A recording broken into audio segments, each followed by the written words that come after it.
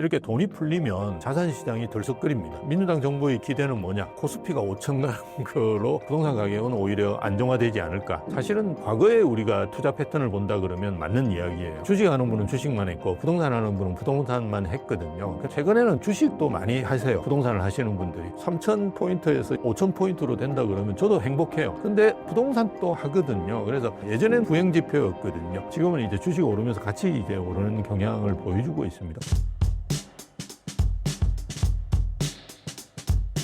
최근 정부가 추진하고 있는 확장적 재정 정책이란 무엇이며 이는 부동산 시장에 어떤 방식으로 영향을 미칠 수 있습니까? 복잡하게 생각하실 필요 없이 돈 푼다라고 생각하면 됩니다. 그래서 원래 그 민주당 정부에서 계속 해왔던 이야기가 기본소득. 그래서 25만 원인데 사실은 정확하게는 25만 원이 아니고요. 연간 베이스로 본다고는 한 100만 원입니다. 이걸 한꺼번에 주면 재미가 없잖아요. 그래서 그것도 한 달로 나눠주면 10만 원이 안 되거든요. 10만 원이 안 되면 아마 한우 사 드시기 힘들 거예요. 그러니까 이게 한 번에 그죠? 한 25만 원씩 분기별로 주면 딱 적절하거든요. 그게 대부분 이제 정치권에서 생각하는 방식입니다. 그래서 한 25만 원 받으면 이제 한우를 사 드실 수 있거든요. 그럼 행복해지죠. 그래서 기본소득이라는 게 100만 원인데요. 이게 가만히 생각해 보시면 우리가 전 국민한테 원래는 다 주는 겁니다. 소득하고 이런 걸 고려하지 않고. 그러면 한 52조가 필요하죠. 예. 그렇게 이제 푸는 건데요. 아마 비슷하게 할 것 같아요. 대신에 이제 기본소득이라는 거는 좀 부정적인 인식이 큽니다. 예. 그래서 이제 최근에 이제 그 민주당에서 하는 이야기는 민생회복지원금. 아주 이제 멋있죠. 예. 그렇게 이제 나눠주는 건데요. 25만 원이 아니고 15만 원부터 50만 원으로 이렇게 차등으로 주는 걸로 아마 결정이 되어가는 것 같아요. 어쨌든 이렇게 되어가는 그 확장적 재정을 하는 부분이 올해만 해도 지금만 해도 벌써 한 35조 정도 된다고 합니다. 왜냐하면 우리가 1차에 추경을 13조 8천억인가 이미 그 편성을 해놨어요. 거기에다 플러스해서 그죠? 20조 플러스 알파가 들어가기 때문에 대략 한 35조 정도 되는 걸로 알고 있습니다. 그 안에는 또 이제 우리가 뭐 계엄 때문에 뭐 그 자영업자들 소상공인 피해 본 걸로 인해서 뭐 100에서 200만 원 사이에 또 주는 것도 있고요. 청년분들이 취업지원금을 또 올려가지고 주는 것도 있고, 뭐 여러 가지가 많이 있습니다. 그래서 어쨌든 이게 돈이 이제 많이 풀린다는 건 어떤 의미가 있는지를 생각하셔야 되는데요. 그럼 지금까지 돈이 안 풀렸냐? 지금까지도 계속 풀렸어요. 그래서 지금 4천 몇백 조 정도 될 거예요. 우리가 광의 통화량 M2라고 그러는데요. 그게 노무현 정부 때 예전에 2005년도, 2006년도 요때 한 1,000조였는데요. 지금 뭐 4,200조, 4,300조 아마 그 정도 수준일 거예요. 그렇게 이제 일단은 그죠? 놓았죠. 그런데 지금은 뭐냐? 그 속도가 이제 더 가속화되면서 많이 풀리는 거라고 보시면 돼요. 이렇게 돈이 풀리면 자연스럽게 자산시장이 들썩거립니다. 근데 이제 민주당 정부의 기대는 뭐냐? 코스피가 5천 가는 걸로 많이 갔으면 좋겠다 하는 기대. 그쪽으로 이제 많이 가면 부동산 쪽으로는 안 오니까 부동산 가격은 오히려 안정화되지 않을까. 이 기대를 가지고 있는데요.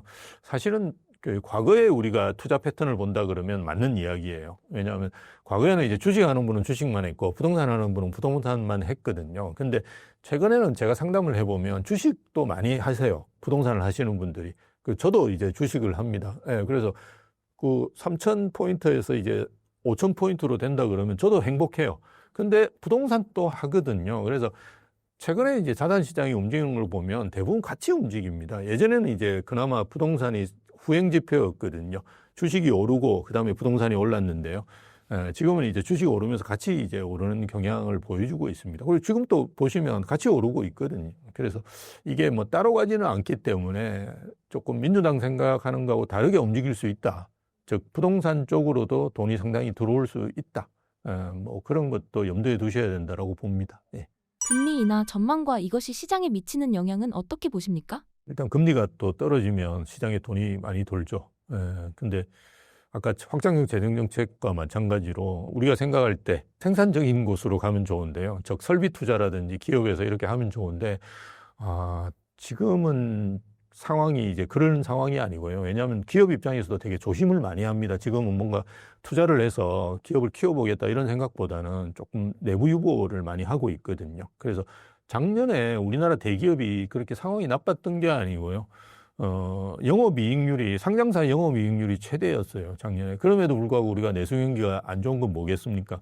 기업에 설비 투자를 안 한다는 거죠. 돈을 이제 설비 투자라는 게 돈 푸는 거거든요, 기업 입장에서. 그러니까 내부 유보를 하면서 야, 뭐 1, 2년 정도 뭐 트럼프 대통령이 나오셔가지고 뭐 한마디만 국제경제가 왔다 갔다 하니까 대기업은 이게 몸집이 크다 보니까 움직이는데 되게 그죠? 위험하거든요. 어떤 면에서 잘못 움직이면 큰일 납니다. 그래서 되게 조심을 하고 있는 상황이거든요. 그래서 설비 투자로 이게 가야 되는데 사실은 지금 상황에서는 설비 투자로 가기는 쉽지가 않을 거다. 그래서 대부분 자산 시장으로 올 가능성이 크고요. 그리고 자산 가격을 이제 투자하는 입장에서 보면 대부분 뭐 주식도 되게 그렇게 하시는 분들이 많은데요. 예, 그 좀 빌려가지고 투자하시는 분들이 많습니다. 예, 그리고 부동산은 당연히 담보대출이라는 게 그죠? 예, 빌려서 투자하는 거기 때문에 금리가 떨어진다 그러면 내가 한 달에 갚는 원리금이 많이 떨어지거든요. 그래서 아마 이건 뭐 자산시장으로 돈이 갈 수밖에 없는 여건들을 조성할 거고요. 금리가 그러면 앞으로도 뭐 계속 떨어지느냐 오르느냐 이걸 고려해 본다 그러면 자연스럽게 물가가 떨어지면서 그죠? 금리는 떨어질 가능성이 높고요. 그리고 경기가 지금 별로 안 좋은 상황이기 때문에 경기가 안 좋을 때는 정부에서 금리를 올리기는 만만치 않아요. 그래서 지금 현재 정부에서 금리를 계속 올해 한 2번 정도 더 하락시키겠다라는 기준금리를 이야기를 하는데요. 그 이유도 사실은 부동산 부분이 좀 불안하지만 기업들이 너무 안 좋으니까 그죠? 우리가 금리를 떨어뜨리는 거거든요. 그래서 기업들 상황이 별로 지금 좋은 상황이 아니고 시장 상황 자체가 좋지 않은 상황에서 금리를 올린다는 거는 사실은 쉬운 건 아니거든요. 그래서 앞으로도 계속 이제 하향 안정화되지 않을까. 그렇다 그러면 자산시장은 좋아질 가능성은 더 높다. 이렇게 보시는 게 맞는 것 같습니다. 전세가 상승도 가파른 상황인데 어떤 상황이며 어떻게 보고 계십니까? 전세가 상승은 지금 현재는 인식을 못할 정도로 조금 달라져 있다라고 보시는 게 맞는데요. 전세가가 지금 상승률이 아마 5월 기준으로 본다 그러면 0.19 정도 될 거예요. 근데 문제가 이제 매매가가 0.53가 그렇게 거의 2배보다 훌쩍 높습니다. 한 3배 정도 됩니다. 그래서 지금 전세가 상승률보다 매매가 상승률이 훨씬 높아요.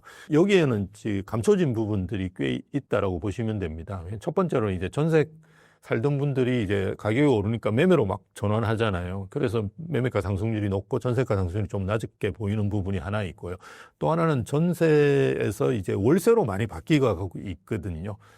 최근에 이제 젊은 분들은 전세 뭐 5억씩 10억씩 이렇게 전세가를 깔고 앉아 있는 걸 선호 안 하십니다. 그러다 보니까 이렇게 월세로 많이 전환되시거든요. 그래서 10억 아파트가 지금은 월세가 한 200 정도 나오고요. 20억 아파트, 좀 마포에 있는 이런 아파트들은 한 400 가까이 나옵니다. 월세가. 그래서 월세 수익률도 괜찮아요. 그래서 집주인들도 선호하고요. 예.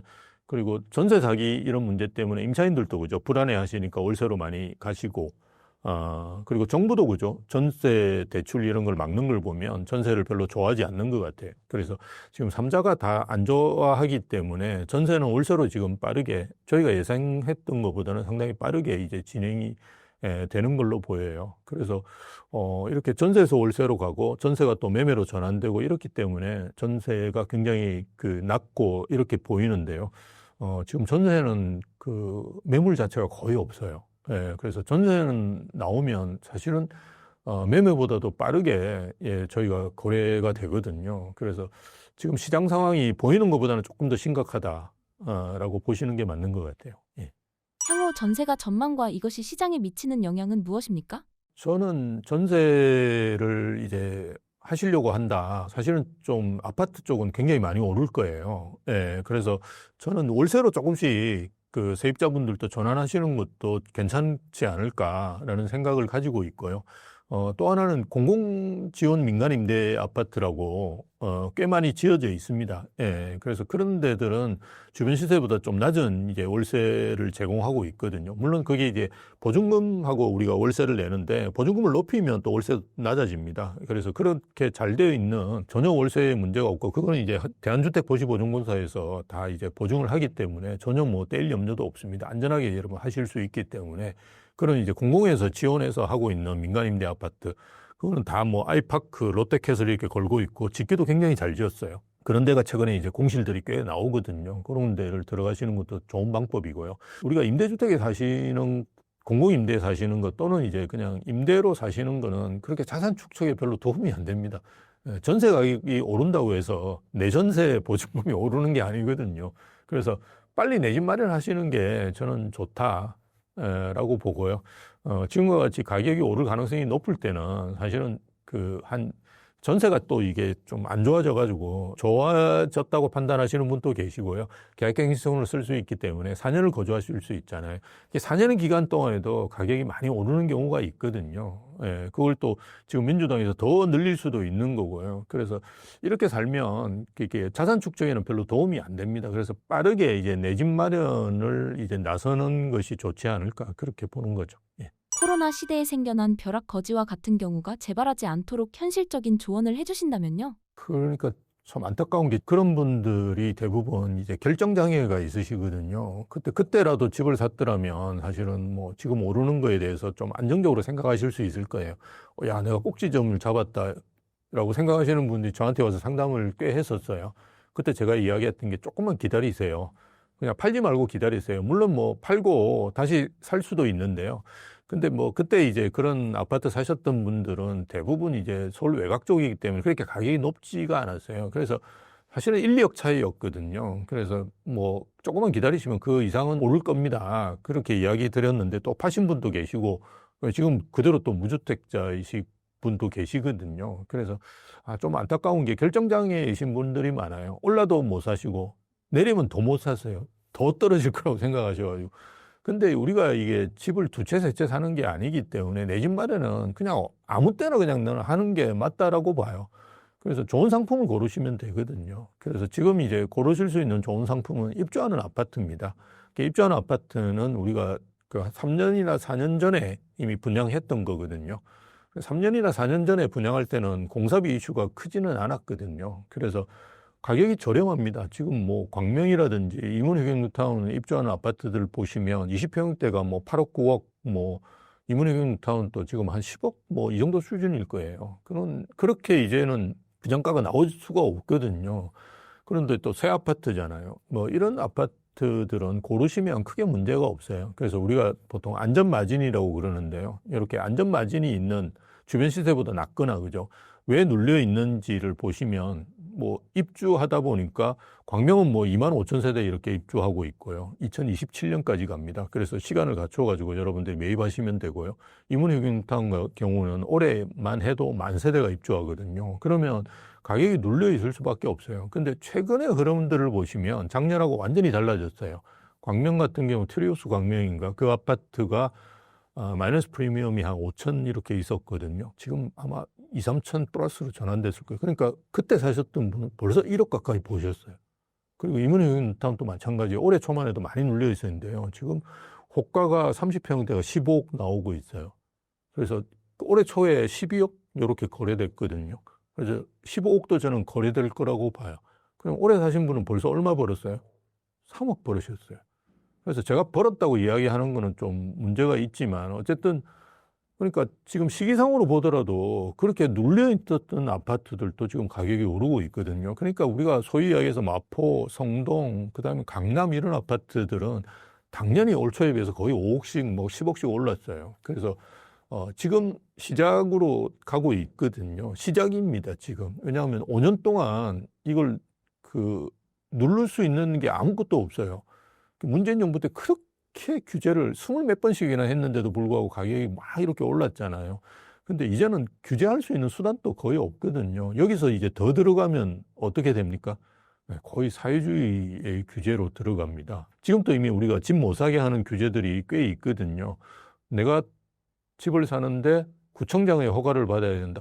그런 사회주의고 중국도 그렇게는 안 하거든요. 그런데 여기서 더 들어가면 진짜 이제 못 사게 하는 것밖에 없거든요. 허가가 못 사게 하는 것밖에 없기 때문에 그렇게까지 규제가 나올 건지는 잘 모르겠는데요. 무조건 지금은 빨리 이제 내 집 마련하시는 게 좋습니다. 예.